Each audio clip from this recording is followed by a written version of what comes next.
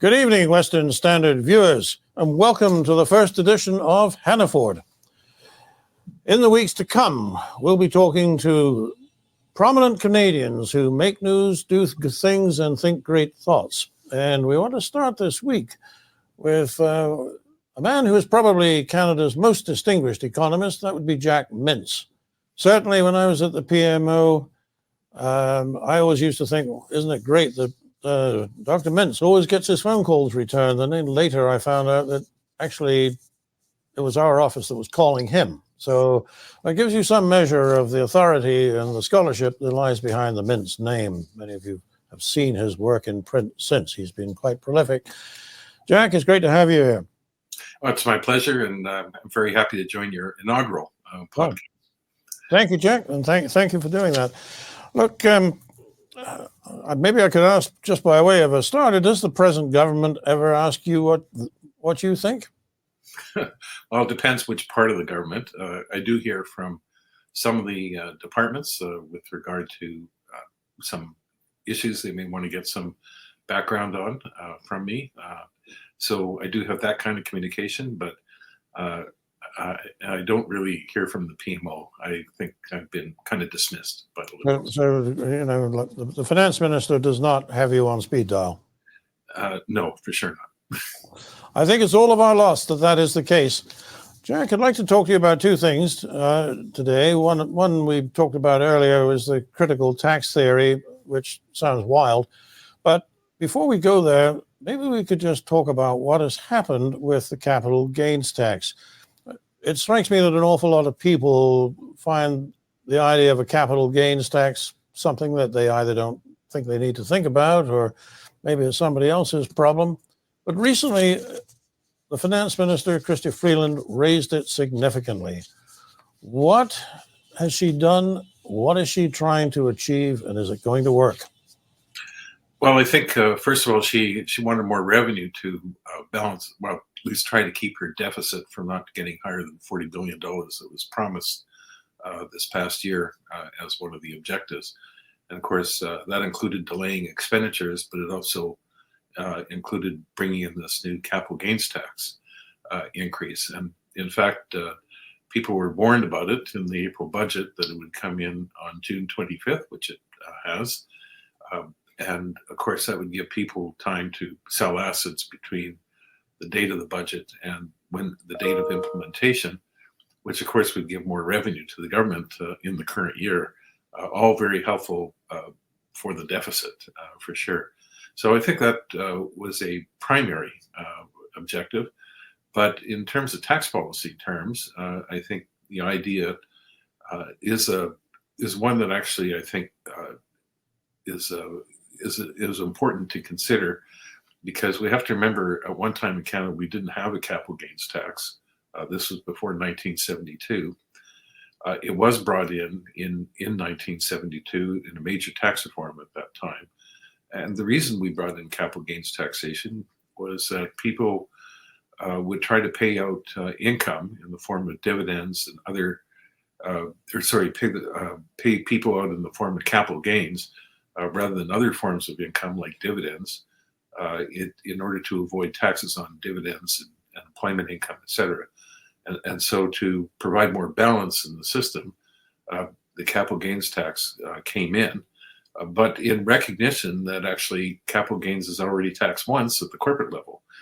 In other words, when companies reinvest their after-tax profits, that causes the value of the firm to go up. And of course, if the corporate tax rate is higher, the less that capital gain is going to be for investors. So that was the logic for bringing in a capital gains tax rate that was lower than the ordinary tax rate, and in fact, roughly parallel with the dividend tax rate at that time. Now, Jack, we're talking a lot about companies reinvesting, corporations paying taxes, but I have a feeling that ordinary Canadians are going to feel this too, even though the finance minister says that it's only a very small and rarefied group at the top of the income charts that will. You, I believe, have done some calculations on how many people will be affected by the capital gains tax and the kind of things that are likely to be subject to capital gains, small businesses, family cottages, those sorts of things. Can you just expand on what it means for ordinary people who may get a once-in-a-lifetime capital gain? And how many are there? Well, I think, first of all, the minister was very wrong in the way that the data was reported, where she said only 1.4% of taxpayers will be affected. This is kind of gives an idea that the people who get over $250,000 in capital gains, because the new rate applies to only capital gains in excess of $250,000. And it was the impression was given that these people tend to get capital gains like that every year. And so it's the same small number of people that are going to be affected. That was totally wrong, because on a lifetime basis, there are many people that get more than $250,000 of capital gains in a year, but they may only do it once or twice in their lifetime. A good example of that, of course, is someone who buys a cottage in 1980, and let's say the cost of that cottage was $100,000, and then they sell it for 45 years later for let's say $500,000. So there's a capital gain of $400,000, but some of that is just simply due to inflation, and it's not. And often this kind of money is what people use for their retirement as well, just like all the money that's put into a pension fund or an RSP. There's a huge amount of money that pays out an annual pension every year. So it's when you actually look at the data, and I did this, there's a lot of people who, without the $250,000 in capital gains, and this was just in the recent data, if they didn't get over $250,000 in capital gains, their actual income, taxable income, half the population was below $100,000. So a lot of middle class people were affected. In fact, 10% of the population would have only had $18,000 in taxable income. And that might be surprising, but I'm not surprised, because there could be people who died leaving an estate that's subject to the capital gains tax at that point, and they don't have a lot of income at that point. And it also could be farmers, for example. They tend not to have a lot of money every year, not a lot of cash, but the one thing they do have is land. And of course, when they die, or if they sell their land, that's the time when they get a lot of money through, by selling their property, which is, of course, part of their retirement income when they do retire. So there's a lot of middle class people that are going to be affected. So I found, I was given some data that Statistics Canada has put together. And what it showed is that in 2011, for example, there were about 44,000 people that had capital gains more than $250,000. However, out of that 44,000, 2/3 only claimed capital gains of that amount in that year. In the next 10 years, they didn't claim it at all. So 2/3 of that 44,000 people only claimed capital gains more than $250,000 in just 1 year, and had less than that in other years. Or didn't have any, didn't have capital gains that would go over the $250,000 mark. And so I did a calculation, sort of taking into account the whole population, to find how much on a lifetime basis people actually do pay this capital gains tax rate that will now be over $250,000. And I calculated, and this is a rough estimate, I admit, because I didn't have all the data I would have liked, but I estimated about 1.25 million people are affected by the gains tax increase for this year, not just 44,000 people. So to put this in very human terms, I mean, you mentioned the cottages, you mentioned the transfer of land. I mean, these are things that people do, and there's nothing wrong with that. But it does sound like we're already talking about people who are wealthier than the average. Let's take the case of a person who starts a small business, manufacturing something in an industrial estate in southeast Calgary. Starts it in 1980 with a loan from his dad, works hard at it for 45 years, wants to sell out so that he can retire in some comfort. And that business that he built that was worth nothing when he started is now worth $1 million. He is going to be giving, what, 2/3 of that to the government? Is that really how this is going to work? No, it's not 2/3. So the way the capital gains tax increase or tax operates current under the pre-June 25th rules is that when a person sells their property, they calculate the difference between the sale price and the original cost of buying that property. That's the capital gain. Then in the previous, or under the current previous June 25th situation, 1/2 of that gain is included as taxable income and then subject to the tax rate. And let's say if you were at the top Alberta rate, for example, 48%, then the capital gains tax rate is 24% on the total capital gain. So in case of let's say a person that has $1 million capital gain from selling a small business, he would pay about $240,000 in capital gains taxes under the old system. Under the new system, because the first $250,000 of the capital gain is still taxed at only 1/2 is included in income and taxed at the 24% rate.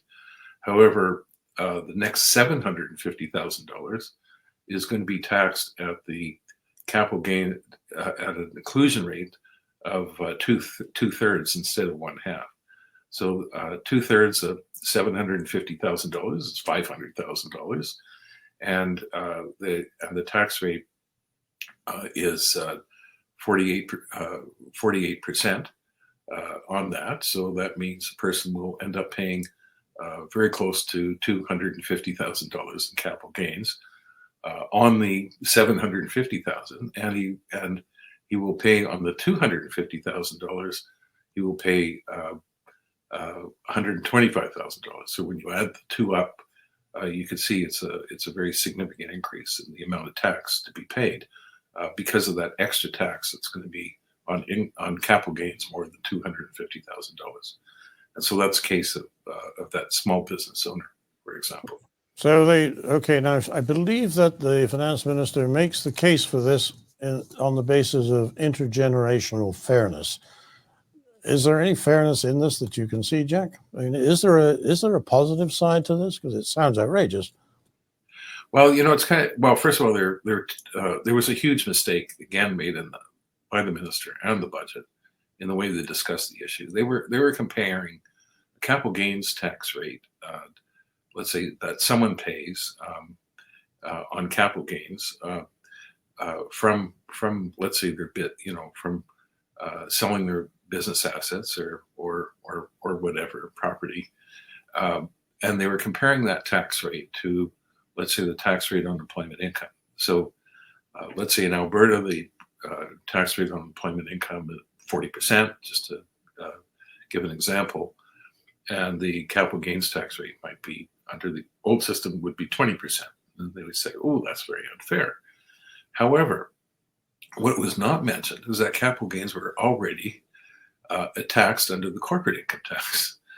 And in fact, there's a very close relationship between the dividend tax rate and the dividend tax credit and the capital gains inclusion rate, where those are provided in the system as a offset for the corporate tax that's already been paid on the profits before they're distributed or reinvested. And so the really the capital gains tax rate really is not just the personal rate, but you have to add in also the corporate tax that was paid in addition to that. Right. And that could actually bring it up to 40%. So there was no particular unfairness in that sense.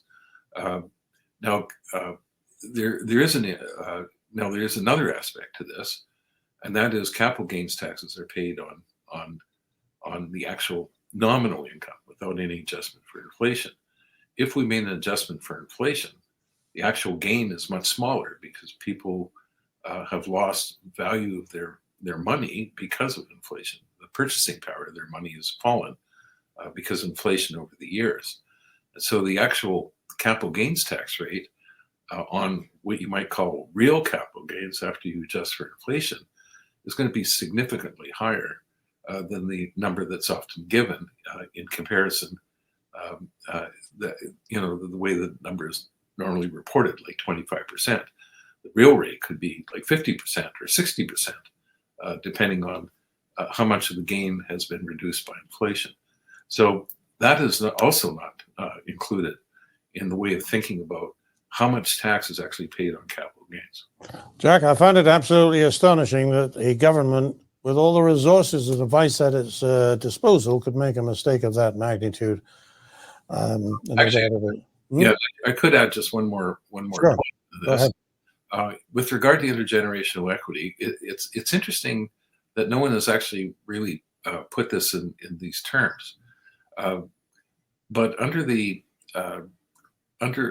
when people pass away, or as they get close to the end of their life, they gift their money either as donations or they give it to their children.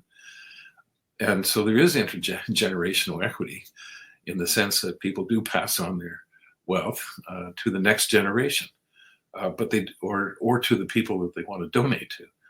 And that's what you might think of as individuals making that decision for themselves, who they want to support. And of course, there's a lot of people that do donate their property and not just give it to their children.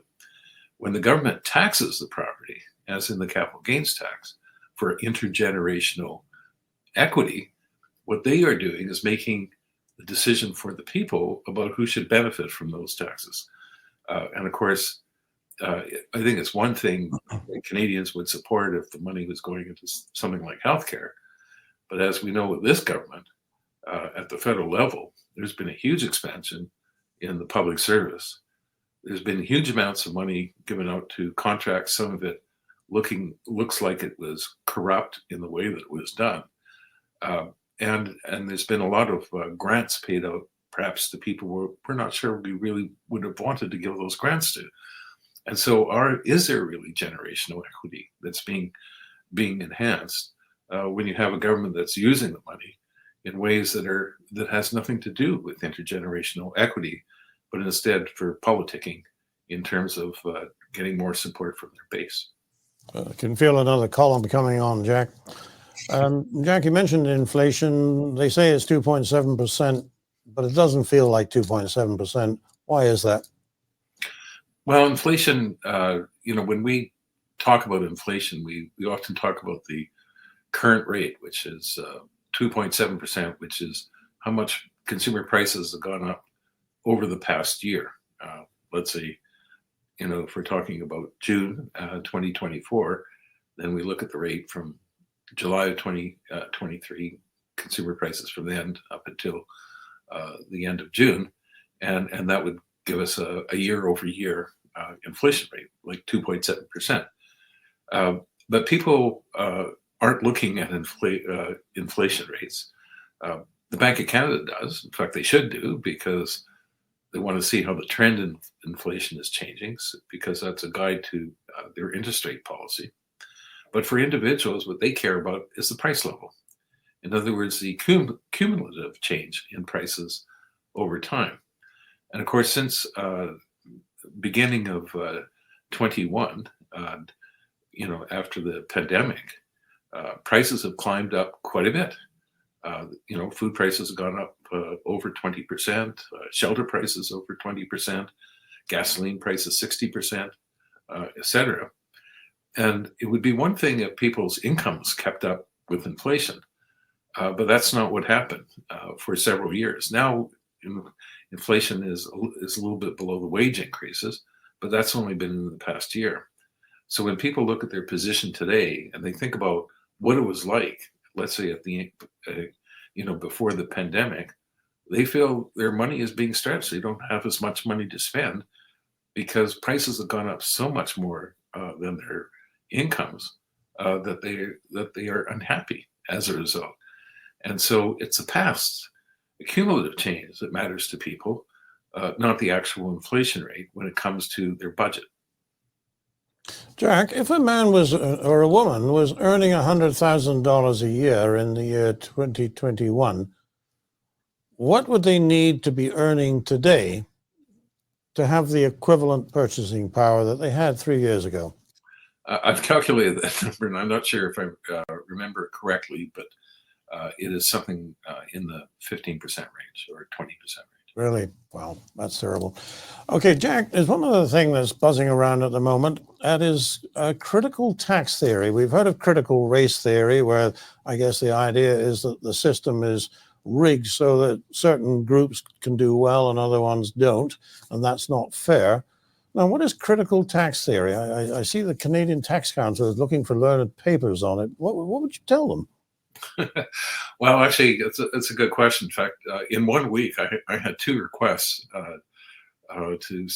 with regard to papers. Or, one was from the Canadian Tax Foundation, which is an excellent place, and their Canadian Tax Journal runs policy forums, and they wanted to do a policy forum on critical tax theory.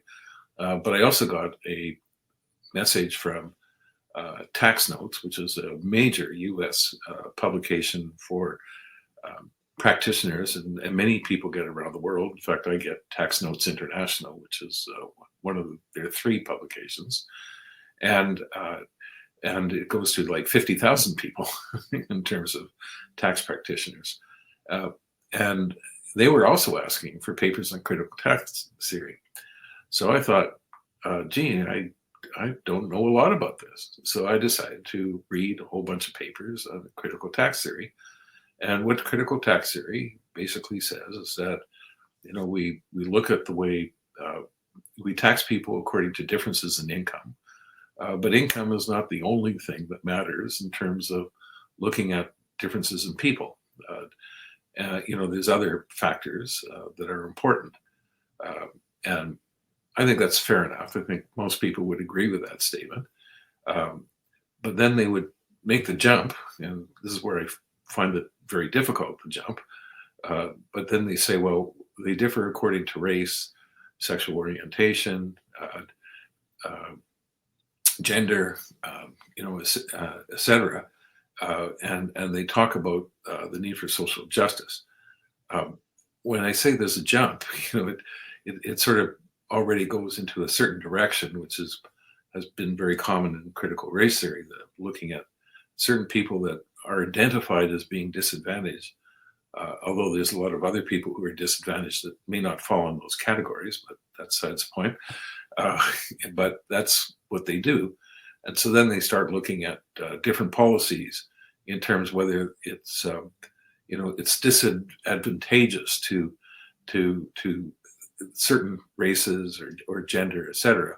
And we should be fixated on that and make changes in terms of tax policy for that purpose. So just to take an extreme case, which I haven't seen anyone really argue, but if I was going to ask a question of my students, if you're applying critical tax theory, should we have a different income tax schedule for, let's say, blacks versus Asians and whites? Where maybe the blacks would get a higher exemption levels and lower marginal tax rates according to brackets compared to, let's say, whites and Asians who do better. Is this an implication of critical tax theory?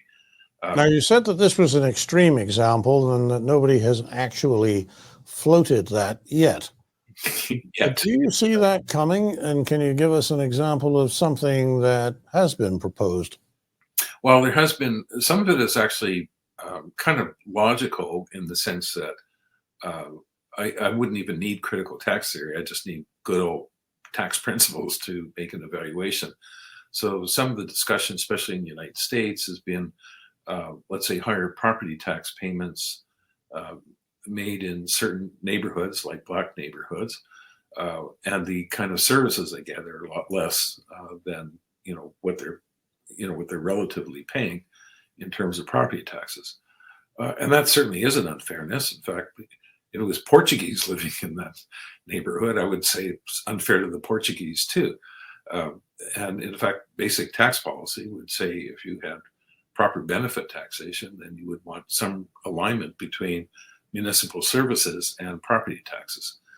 And so I think that is just, to me, very sensible tax policy without getting into critical tax theory. And it would apply to anybody. It wouldn't just apply to certain designated groups. But then again, I've seen some proposals saying, for example, reductions in corporate tax rates are unfair to blacks and to let's say disabled people or whatever, and that I think assumes something about who pays the corporate tax, which is a fundamental area of disagreement by economists. Many will say that actually a lot of the corporate tax is shifted back onto labor, not onto capital owners, especially in an open economy, where capital will flee to other countries if you try to tax it. And so therefore, who ends up getting hurt by the corporate tax are the people that work, because they end up getting lower wages or getting fired from their jobs.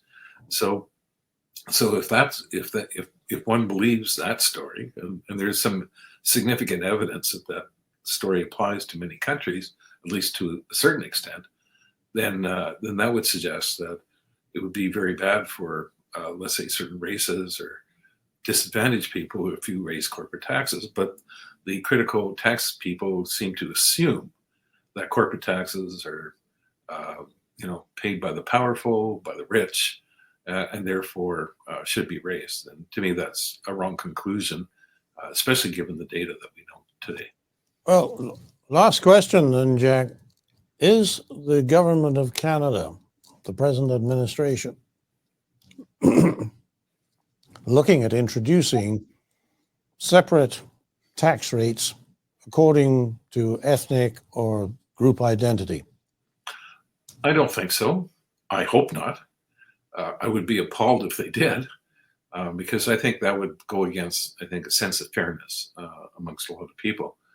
And again, I think it's because income is, I think, a very good measure of how well someone is doing, and so they can understand why rich people pay more tax than poor people. But I don't think.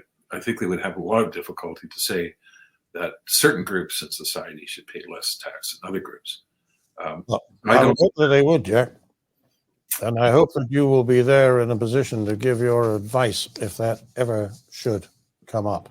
Right. Jack, this has been a pleasure. Thank you so much for joining us. And for the Western Standard, I'm Nigel Hannaford.